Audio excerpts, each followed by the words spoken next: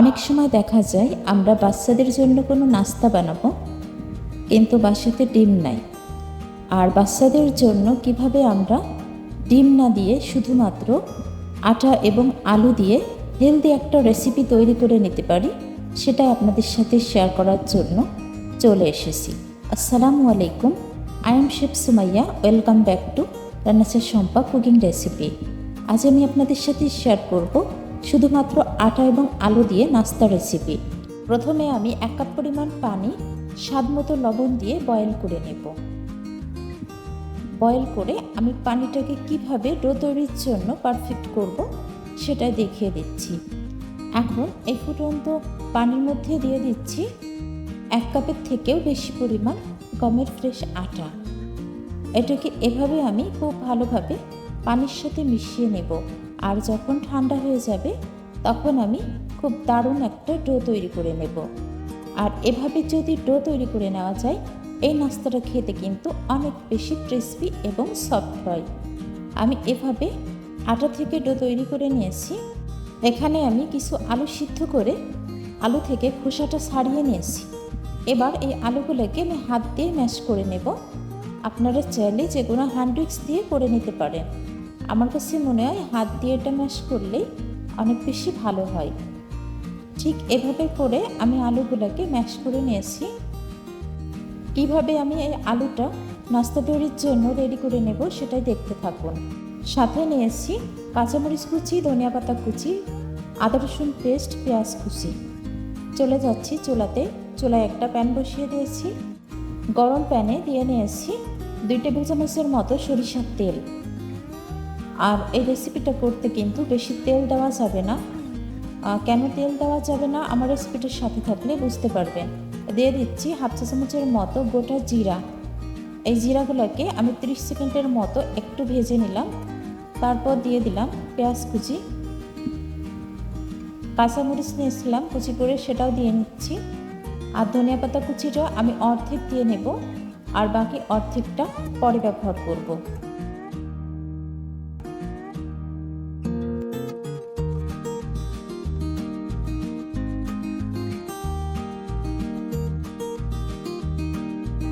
দিয়ে নিচ্ছি স্বাদ মতো লবণ।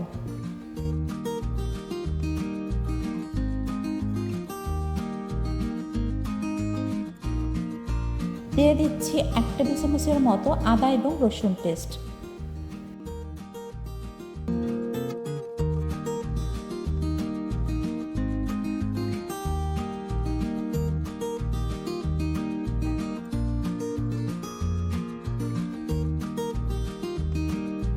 দিয়ে দিলাম 1/2 চামচের থেকে কম পরিমাণ চাট মশলা। 1/2 চা চামচের থেকে কম শুকনো মরিচের গুঁড়া। 1/2 চা চামচের থেকে কম পরিমাণ হলুদ গুঁড়া। সামান্য একটু পানি দিয়ে নিচ্ছি। এখন আমি এই সবগুলো উপকরণকে কষিয়ে নেব।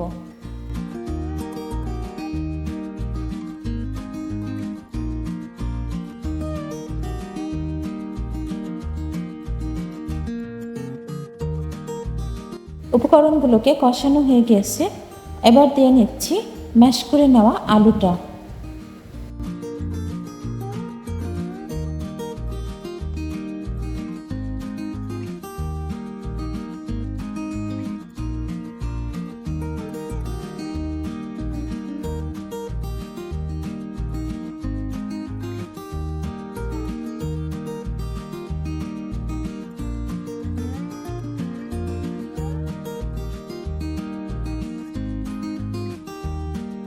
খুব দারুণ একটা পুর তৈরি হয়ে গেছে। এখন দিয়ে নিচ্ছি বাকি অর্ধেক ধনিয়া পাতা কুচিটা। আর ধনিয়া পাতা কুচিটা একটু ডিপ কালার হয়ে যাওয়ার কারণ এটা আমি ডিপ ফ্রিজে ফ্রোজেন করে রেখেছিলাম।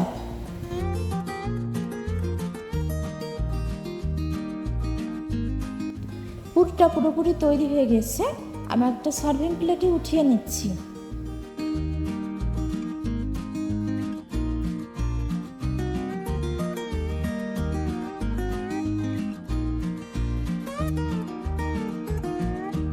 আলুর পুরটা ঠিক এরকম করে নিতে হবে। এর থেকে যদি নরম হয় তাহলে কিন্তু এই রেসিপিটা তৈরি করতে অসুবিধা হবে। এখন আমি এই আটার ডোটা দিয়ে কিভাবে নাস্তাটা তৈরি করে নেব সেটাই দেখতে থাকুন।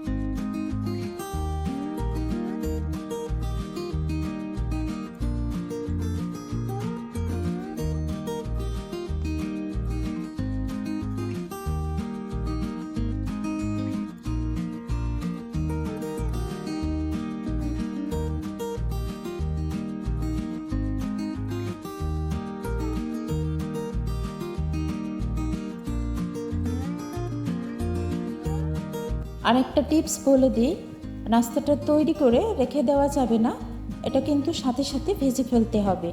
যেহেতু ভিতরে আলুর পুর দেওয়া আছে, এটা কিন্তু নরম হয়ে যাবে।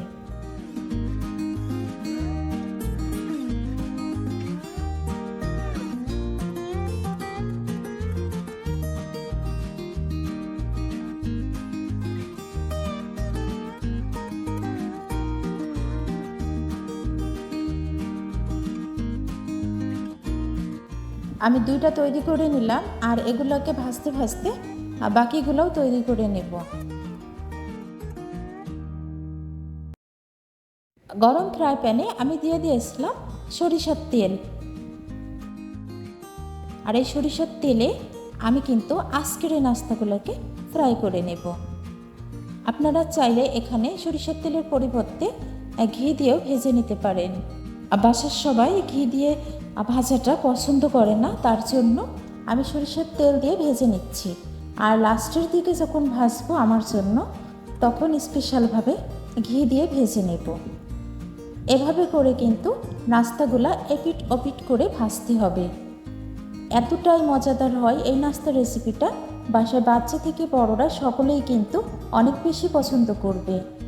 সেমভাবে আমি সবগুলা নাস্তা ভেজে নেব। আপনারা যারা যারা আমার রেসিপিটার সাথে ছিলেন, সবাইকে অসংখ্য অসংখ্য ধন্যবাদ এতক্ষণ আমার রেসিপিটার সাথে থাকার জন্য। আর আমার আজকের রেসিপি কেমন লেগেছে এটা কিন্তু কমেন্ট বক্সে জানাতে ভুলবেন না।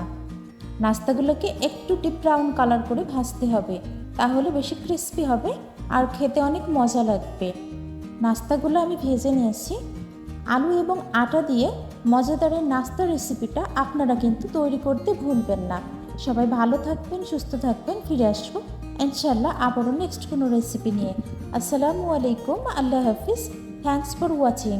দয়া করে খাবার নষ্ট করবেন না, প্লিজ ডোন্ট ওয়েস্ট ফুড।